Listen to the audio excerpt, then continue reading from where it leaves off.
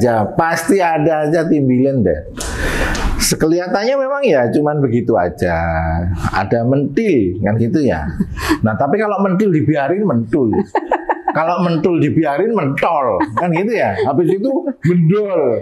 Ntar kalau bisa jadi lebih parah lagi brojol kan gitu ya. Timbilan loh ini.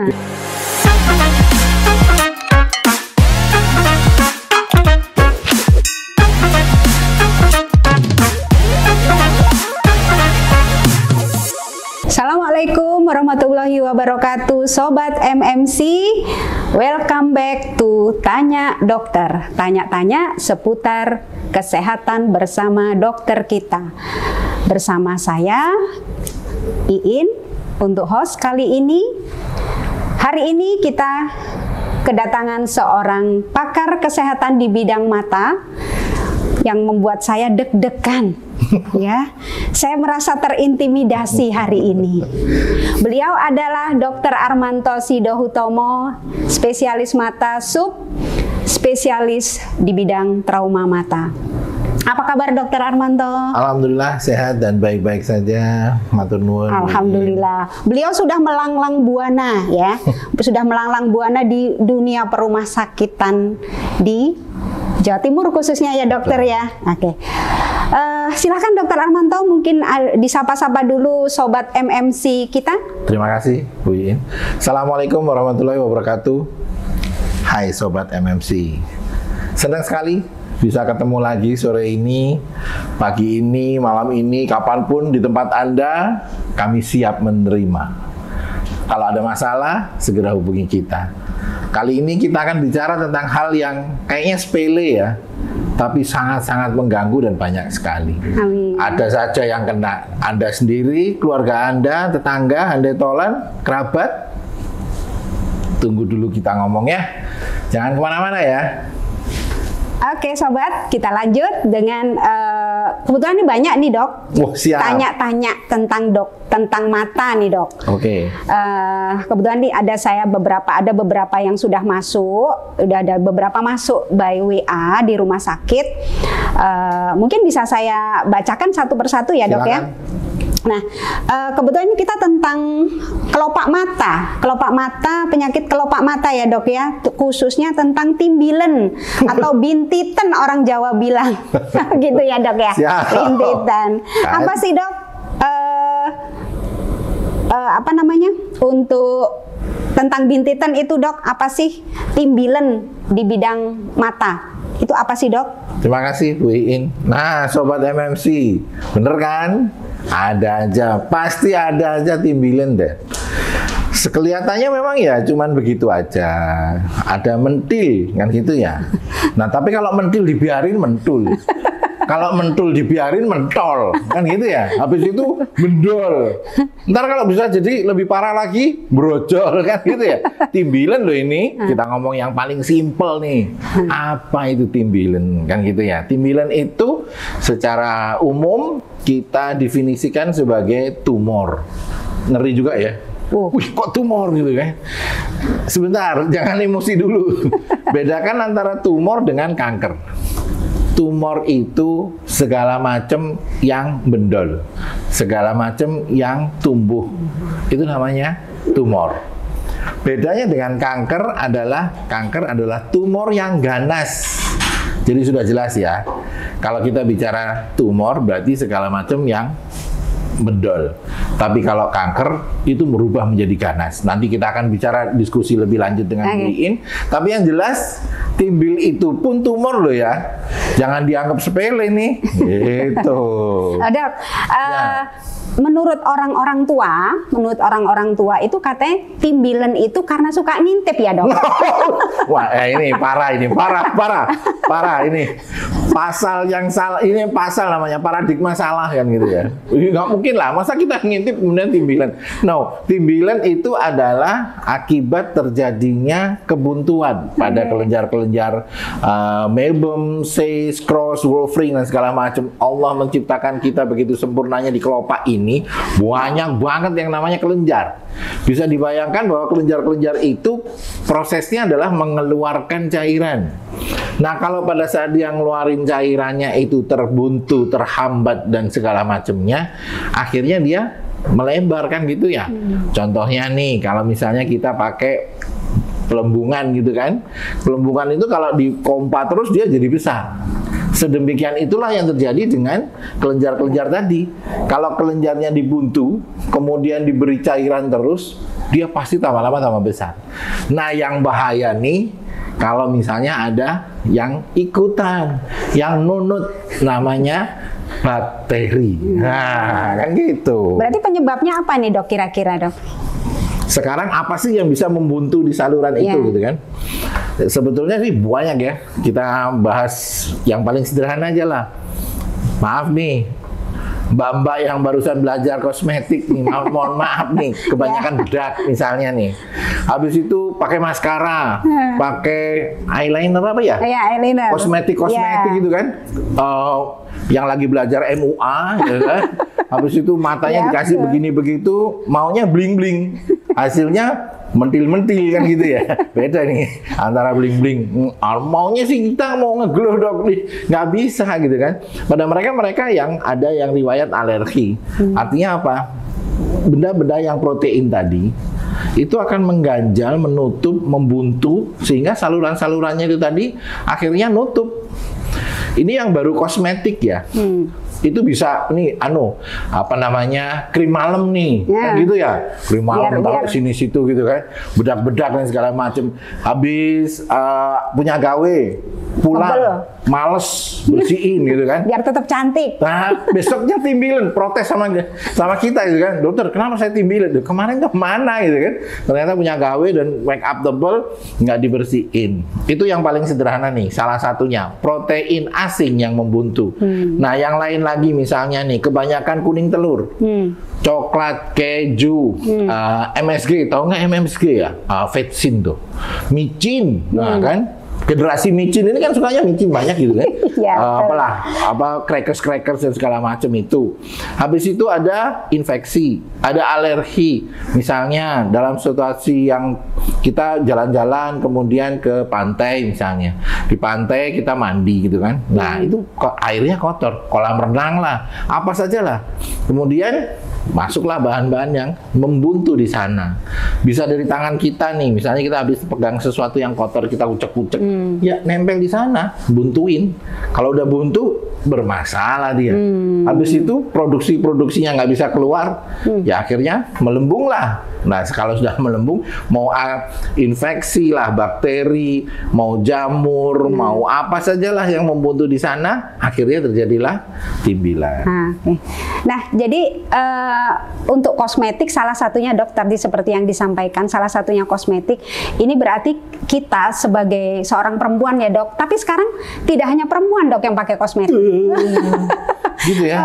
Para cowok-cowok ini juga. Jadi tidak hanya, saat ini tidak hanya untuk perempuan ya, untuk kosmetik, yang menggunakan kosmetik juga banyak nih cowok-cowok dok. Nah, ini berarti karena salah satu penyebab bendil itu tadi, tumor atau bintitan ini tadi salah satunya adalah kosmetik. Bisa mungkin karena kita salah kosmetik atau bagaimana ya dok ya?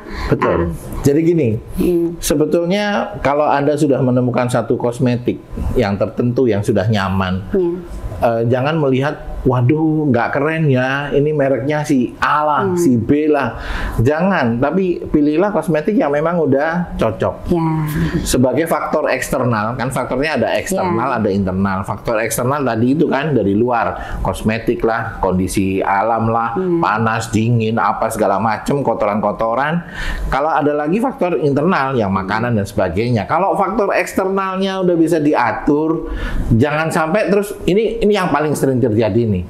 Pasien tuh habis periksa sudah sembuh, kemudian sekian bulan kemudian datang lagi komplain gitu kan, dokter dulu nggak bersih dok, ini tumbuh lagi. Waduh, emangnya dipikir ini terus tanaman gitu kali ya? Kan bukan gitu kan, ini bukan tanaman ya, ini sebabnya jelas internal dan eksternal, protein asing kan begitu ya. Nggak mungkin lah protein asing dokternya mau kasih ke anda sekalian, jadi ya anda sekalian yang cari perkara kan gitu ya. Iya. Janganlah kau yang berbuat, aku yang bertanggung jawab, kan gitu. Ya Iya, kau yang betul. berbuat, kau yang bertanggung jawab lah, ya kan. Jadi kalau timbilan lagi, jangan kamu yang disalahkan. Pasiennya yang harus diingatkan. Dokternya udah ngomel, nggak boleh ini. Dok, pingin dikit aja, ya Allah dikit, ya kan. Bukit, lama-lama jadi bukit. Kepengen glowing dok, kepengen cantik, pakai kosmetik gitu lagi, ya, gitu lagi deh, gitu. Iya, berarti sobat MMC harus bijak ya dok ya di dalam menggunakan kosmetik. Jadi kalau kita pingin cantik maksimal, bila kita ingin cantik maksimal, ikutin petunjuk dan aturannya.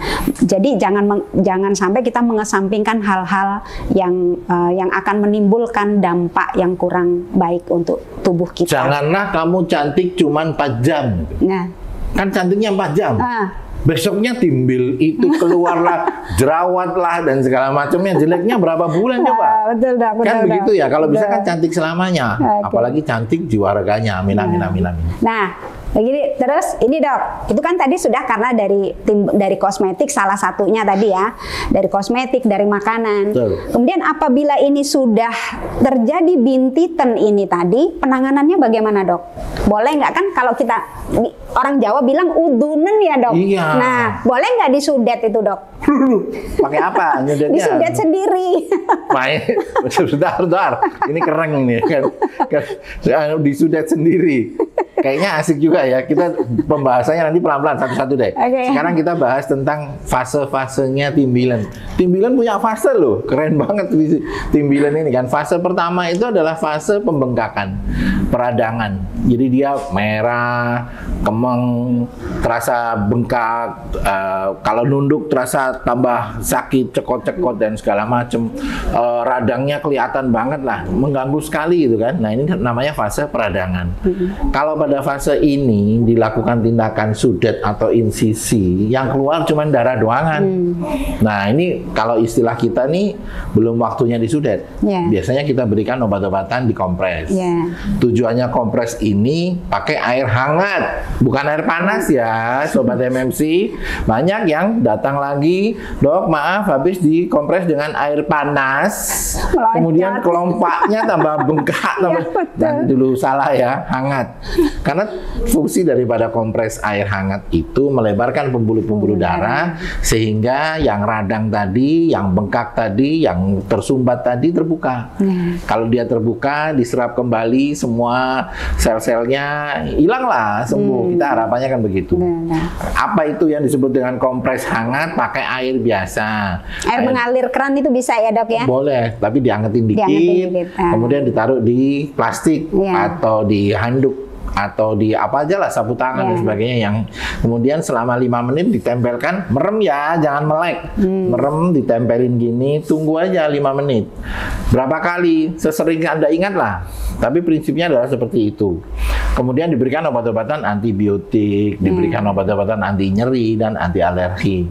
Itu urusan kami lah, jangan ikut-ikut ya, kasihan kami nanti nggak laku kalau semuanya dikasih tahu gitu kan.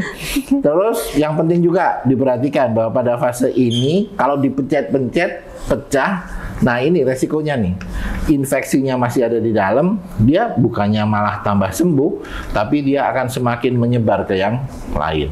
Jadi yang tadinya dipencet-pencet malah nggak bisa pecah, malah dia menyebar. Tunggu aja ceritanya deh. Kalau misalnya dipencet-pencet, bengkaknya tambah parah kan gitu ya. Nyerinya tambah hebat, cokot-cokotnya tambah parah. Habis itu infeksinya makin menyebar. Betul. Yang disebut dengan penyebaran ini, kalau ke seluruh bola mata namanya panoftalmitis. Pan itu seluruh, oftal itu mata. Itis itu radang. Radang mata keseluruhan. Kalau yang begini bahayanya apa? Masuk ke otak.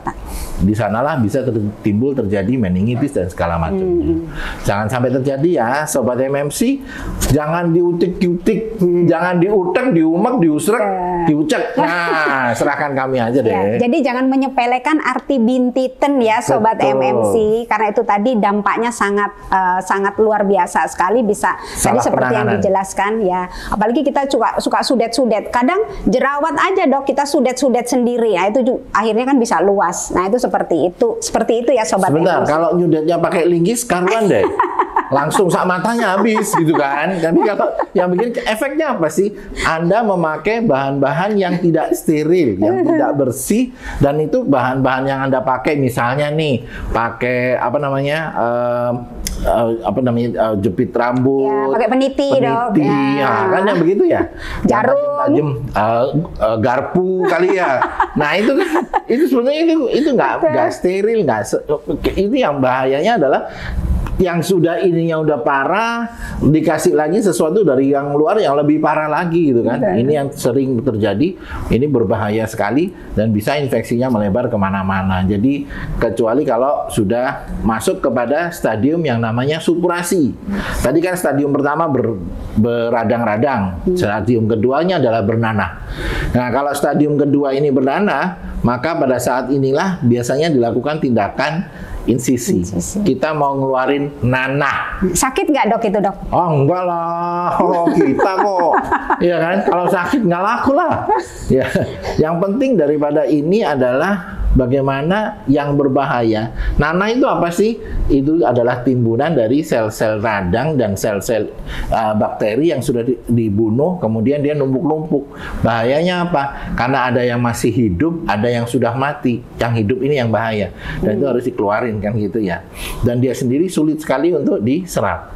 Setelah dikeluarkan, dibersihkan, kemudian diberikan antibiotik, barulah nanti bisa akan mengalami fase ketiga, namanya fase penyembuhan. Ada fase yang nggak pakai disudet, kemudian sembuh sendiri ada. Marilah kita berdoa supaya semuanya dari fase 1 langsung fase 3. Nggak usah pakai fase 2. Kalau fase 2 emang harus disudet. Jadi teman-teman, sobat MMC yang tercinta, kalau tim Bilen berdoalah bahwa fase 1 langsung 3 aja ya, gitu kan, diobatin, dikompresin air hangat dan segala macamnya. Tapi kalau nggak sembuh-sembuh, jangan lupa di MMC ada spesialis mata ya, ketemu saya.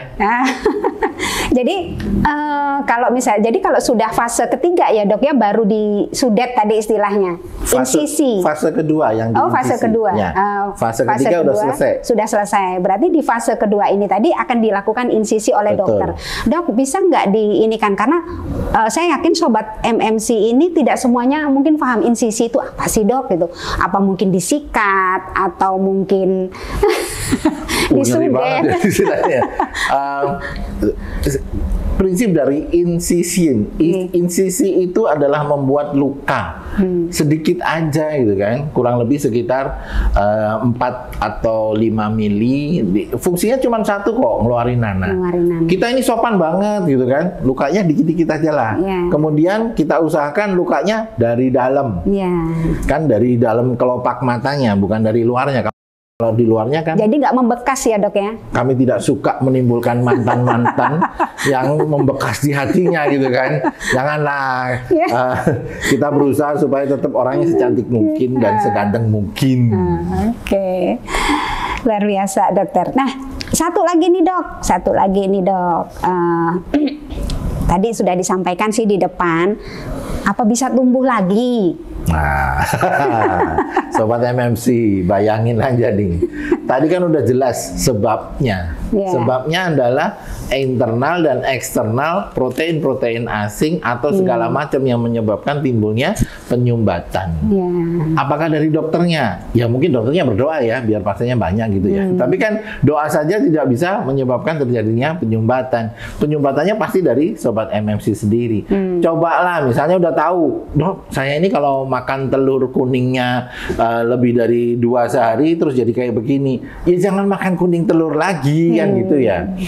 Demikian juga mereka-mereka yang udah tahu pakai kosmetik, misalnya nih bedaknya merek Iin. Nah, misalnya nih bedak Iin ini bikin saya timbilin dong, bikin saya jerawatan lah. Karena keinget terus dok. Nah, kan kalau bedak Iin dipakai lagi ya timbul lagi lah. Jadi sekali lagi saya sampaikan bener ya, sobat MMC, yang disalahin jangan dokternya gitu kan. Salahkanlah dirimu sendiri yang mengulang itu. Atau Anda ketemu lagi barang lain yang menyebabkan yang sama. Contoh nih, saya punya kasus seorang pasien yang udah 8 kali di insisi. Dia sudah nggak makan kuning telur, nggak makan coklat, nggak makan keju, nggak makan segala macam dan sebagainya sampai 7 kali gitu kan. Yang ke-8 saya udah apalagi sih yang tetap kamu sampai dengan saat ini makan? Ternyata nasi. Alhamdulillah dia alergi nasi. Alergi nasi.